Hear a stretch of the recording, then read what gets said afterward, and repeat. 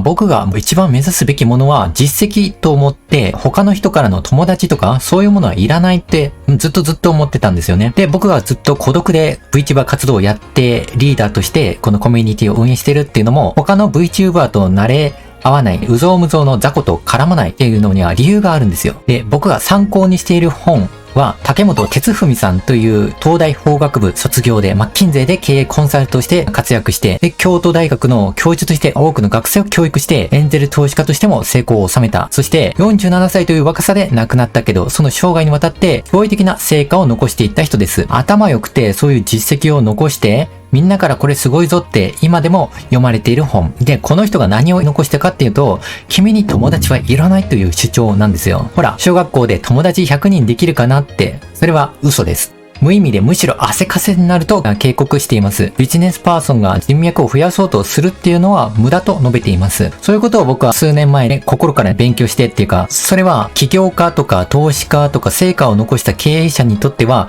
常識なんですよね。そこら辺の雑魚と一緒につるんだら、そういう人生になってしまうと。で、この竹本さんが何を言ってるかっていうと、人生のゴールを設定するってこと。まずは自分の人生、どのようにしたいか明確にすることが重要。当たり前じゃんって思うじゃん。でも、じゃあそれやれてますか？語れますかって、日本国民の 90% 以上が目標を持っていないで繁殖して、税金高いなと言いつつ自分で節税しようとか、もっと稼ごうとか、そういう努力もしない。そういったバカな人たちが 99% で構成されている。資本主義社会で社畜の割合が多くないといけないから、これは喜ばしいこと。一方で、人の上に立つお金持ちになるっていう願望を持っている人は、みんなとそんな常識は違うんですよね。普通の人と群れてはいけない。学校でトイレまでついていくような、誰かを当てにするっていう人は決してお金持ちにはなれない。見た目は人間だけど、中身はペットの犬と変わらない。餌をもらうために嫌われない努力をする奴らと同じ。僕は別に、このチャンネルの登録者が増えてほしいとか、貧乏人のバカに見てもらいたいとか、そんなこと全然思ってないので、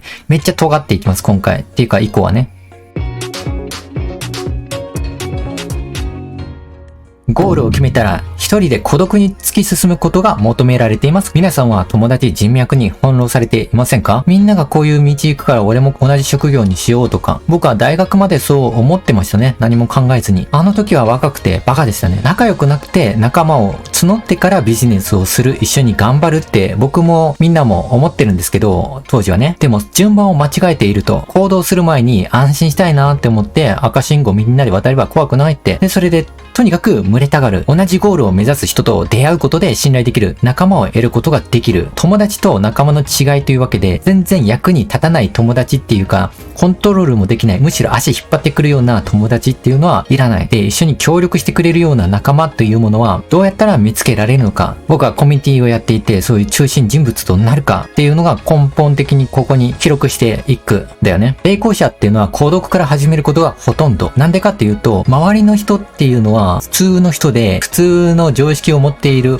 おじさんとか古い考えを持っている老害たちからすれば、息子みたいな年の人が、俺、会社辞めて退職して起業するよとか、なんか、パチンコをやってるみたいなもんと思われちゃうんですかね。でも、トップ YouTuber のヒカキンとか、はじめ社長、両学長とか、はじめは一人で始めて、そこから実績をもとに仲間が集まってくる。僕の場合は、VTuber は交流の習慣が盛んで、チャンネル登録者も相互登録っていう文化があるんですよ。だから、チャンネル登録者数がこんな風に8100あったとしても、投稿して3日ぐらいの再生回数が129回とかほとんど見られない。それはチャンネル登録者数増えたらいいなみたいな他人頼りの VTuber うぞうむぞうの人たち、望みだけあって相手にギブの精神がない人たちで構成されるからこんな風になってしまうんですよね。別にこの人が悪いっていうわけではないけど、まあ僕は実績をない人とは組まない。そして群れないといけないような孤独に耐えられない弱い人の心、そういう人とも組みたくない。これでなぜ再生されないかっていうと、自分が全く見ている人たちとか、その人を知らなかったら、誰か知らない人のバカ話をしているゲーム実況とか見て楽しい？見ないよね。特に僕みたいな投資家、時間イコールお金が発生して配当金をもらっている人たちにしてみれば、自分語りの VTuber が 99% なんだよね。これって一生成果が出ない人のパターンで相互登録しようかな、他の人に見てもらいたいな、みたいな人たちはね、自分が何をしようとかじゃなくて、周りの人に見てもらいたい、評価されたいっていう、そっちが先になっちゃってるんで、順番が違うんだよね。だから起業家や投資家は絶対こんな人相手にしない。通勤の電車で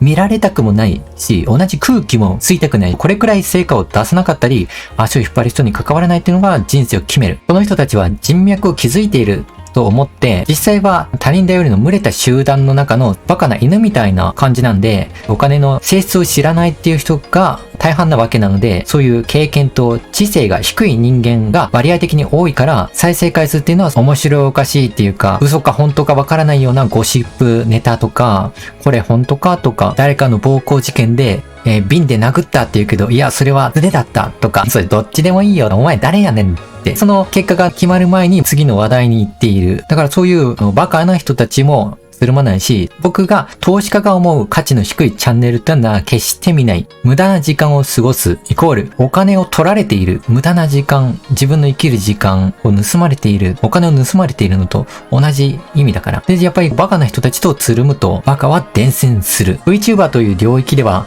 成功するには独自性と主体性が極めて重要じゃないですか。多くの VTuber が成果を残せない理由の一つに自己の強みや価値を明確にせず他人の影響やトレンドに依存していることが挙げられると。他人と群れることで安心感を得る人が多いけど、それでは自分の魅力っていうか個性がどんどん埋もれていって、僕が VTuber の人たち、うぞうむぞうの雑魚めみたいなバカな人たちめっていう気持ちはすごくわかると思うんですよね。視聴者はその人だけにしかない価値を求めているため、群れることで個々の魅力が薄れる可能性がある。いや、そういうことをもやっている。そして他人頼りのコンテンツ作り、他人の人気やアイデアに便乗しようと、結果的にその人の影に隠れてしまう。ほら、コラボしようと思ったら、かえってチャンネル登録者数を奪われてしまった。ライブ配信で言うと、相手の方に行っちゃったみたいなね。それは、自分の魅力の真っ向からの勝負で負けたっていうこと。だから、相手とコラボするからには、同じ力量か、自分より弱い相手じゃないと、どんどん力を奪われていくっていうのもあるし、相手が協力してくれるような人と、そもそも仲間の体制を組むべきだなと、視聴者に代替可能な存在として見られてしまうってことなんですよね。じゃあ次ね。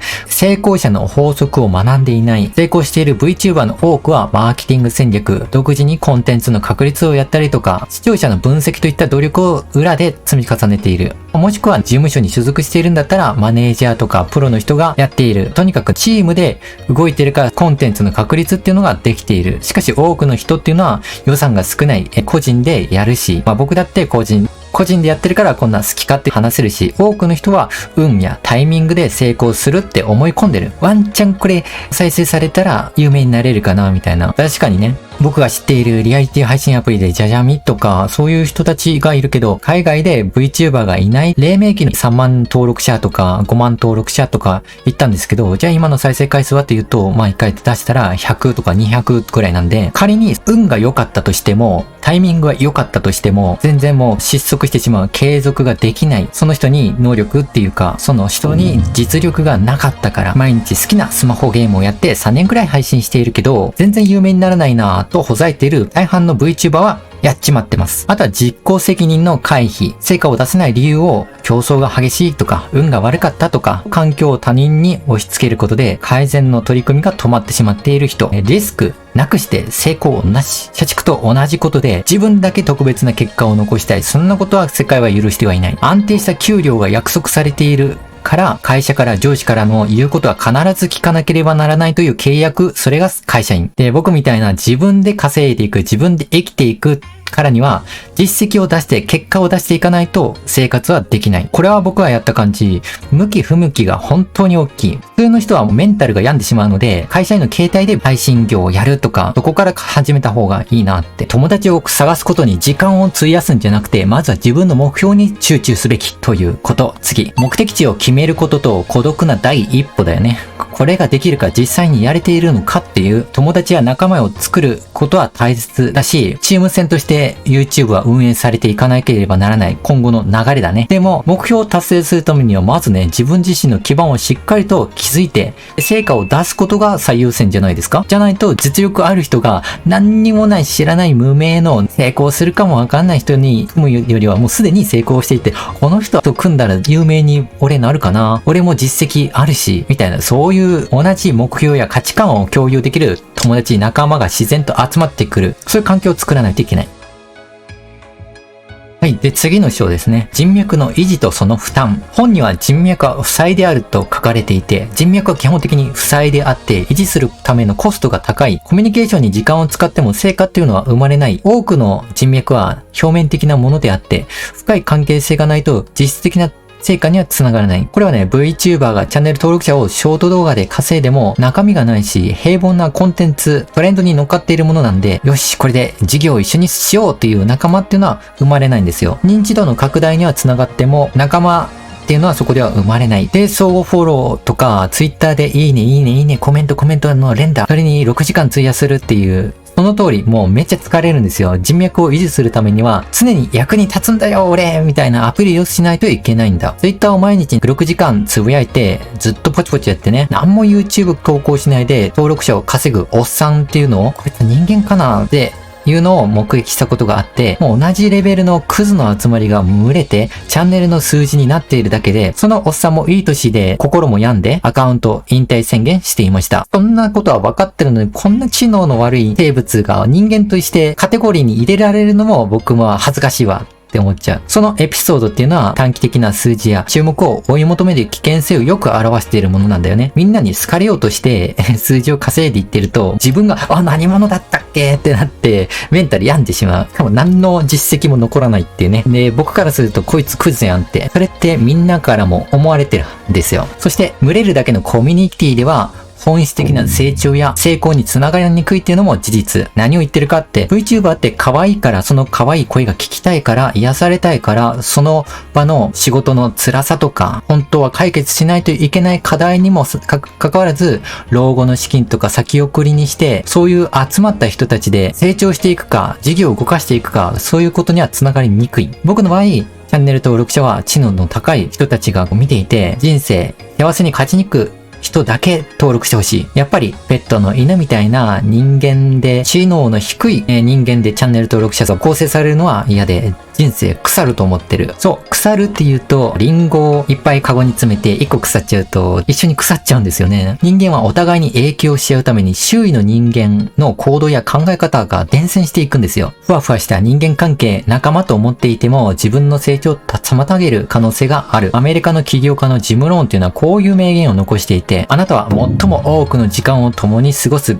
5人の平均で構成されていると。この言葉は性格や価値観、成功の度合いが自分の周囲の人間に特に親しい5人の影響を大きく受けるっていうことを示唆していて、人間の質にこだわれと。やっぱり東大生の家族、日本一の大学に兄弟が行ってると弟も行くようになるんですよね。で、親が医者だったり子供も医療関係に勉強して自分で開業したりするんですよね。なれよって言ってるわけでもなく、勝手に儲けるってわかるし、人間としても価値が高い、みんなの役に立つっていうことを子供の時から親の背中を見て分かっていくんでしょうね。それと比べてスラム街にあるような安いボロアパートとか、そういう人たちが集まってくるんで、犯罪にも巻き込まれやすくなるし、ビジネスの話なんか来ないし、服装にも気を使わなくなってくるから、やっぱり見た目が悪いっていうのはビジネスに不利なんだよね。この名言から学べる実践のポイントっていうのは、自分の周りを見直す。自分の近くにいる人間5人をリストアップしてみ、頭に思い浮かんでみて、その人たちの価値観の行動っていうのは、自分の目標に近いのかなって、同じ価値観を持ってるかなって。僕は今まで高校、大学から一緒に過ごしていた友達っていうのはほとんどいない。やっぱ価値観が違ってくるから、あと自分がなりたいという夢に近い、もしくはもうその人自身が僕の目標だな、1億円2億円持ってるじゃん。そういう人と付き合うと染まっていくんだよね。だからお金持ちのコミュニティを作りたい。貧乏人とお金持ちを分けるコミュニティがあってもいいじゃないの。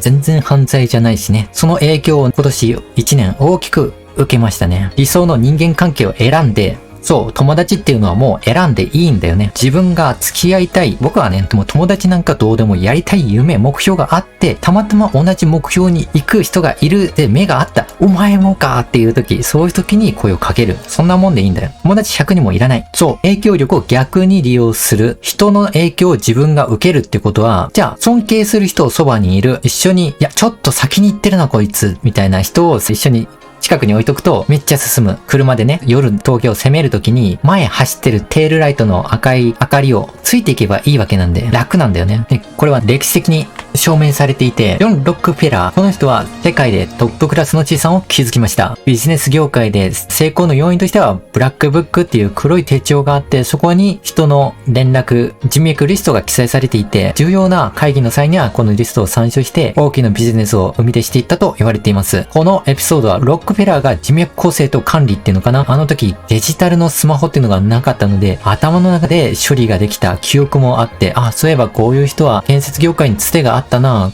ていうすごい管理ができた上手い人だった。で、そのため情報を整理、活用していったと考えられています。このように手帳を使って情報を整理するっていう手法は、その人の能力、限られたごく一部の僕にもできるかって難しいじゃないですか。だから今はね、電子手帳、スマートフォンになって、かつ AI を使って、この人こういう時誰を頼ればいいって検索すればね、そういう仕組みも作れば面白いんだけど、じゃあ次に考える方向を逆にしてみましょう。ロックフェラーっていうのは成功者で声をかける側なんですよ。じゃあ声をかけられる側として覚えられるためにどうすればいいかっていうと、何もできるわけでもないけど、とりあえず頑張りますみたいな、そういうやつよりももうすでに活躍している VTuber でチャンネル登録者数が13,000人いる。もう資産運用をやってコミュニティをやって会社もしているみたいな。で、こういうデジタルの現代になってもノベリティとして名刺をわざわざ紙で使ったり、ハガキを使って送ったりとか僕はやるんですよね。物理的に残るから、こんな手間をやってまで私に手紙をくれるなんて、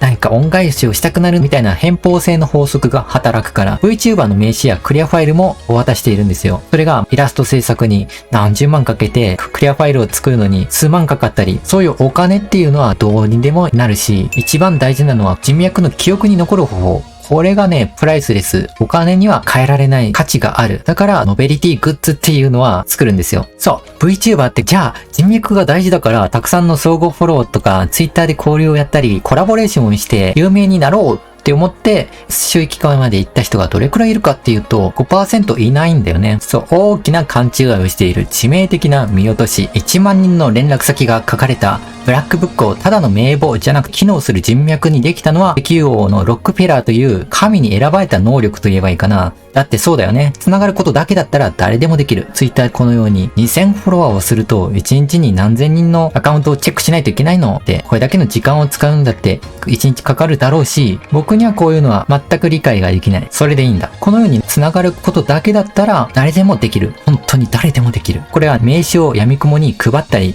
婚活でプロフィールを白紙で配って、いろんな人に見てもらうように課金しまくっているのと一緒。大事なのはつながりを太く維持していくこと。小春小貫さんならお願い聞きますよ。小春小貫さんのご紹介なら信用しますよ。とか、つながりを維持するためには、結局、あなたが役に立つか、ロックフェラー、石油王とまでは言わなくても、相手を納得させるくらいの知名度とか権力が必要なんです。ペットのバカというやつは挨拶に毎朝6時間かけて人脈を作っている妄想をしていた。自分は人脈を作っているんだぞというその気になっている。それは幻想です。それは僕だけじゃなくて大半の人はわかる。こいつは何の実績もないと。だから記憶に残らないっていうかな。こいつは重要じゃないな。そこら辺のモブキャラかって。僕はね、今は有名になることじゃなくて、会社を創設すること、資産1億円の実績、それを最優先にしてる。だから、このチャンネル登録者に関しては今はどうでもいいっていうか、さほど優先度は高くないんだよね。実績のないうぞうむぞうのバカっていうのは、俺役に立ちますアピールをずっとやり続ける必要がある。その結果どうなるのか。大量に連絡先を交換したところで人脈を維持できずに終わるか、維持するだけのアピールで手一杯になってしまう。こんな話を聞くとバカ。まさに全力でこびる犬。共感できた人いますよね。VTuber を観察してきたけど、その割合が 99% いる。バカ配信を見てるだけで目が腐りそうな恐怖があってね。僕も結構他の人を見ようって分析すると吐き気がするんだよね。もっと時間を有益なものに使えばよかった。知能の高いここまで共感して見てくれた人はそう思うよね。今回は動画を2分割にしたよ。次でもっと過激思想を話すから楽しみにしてね。それでは遊びも仕事も全力でやっていきましょう。また次回の動画でお会いいたしましょう。バイバイ。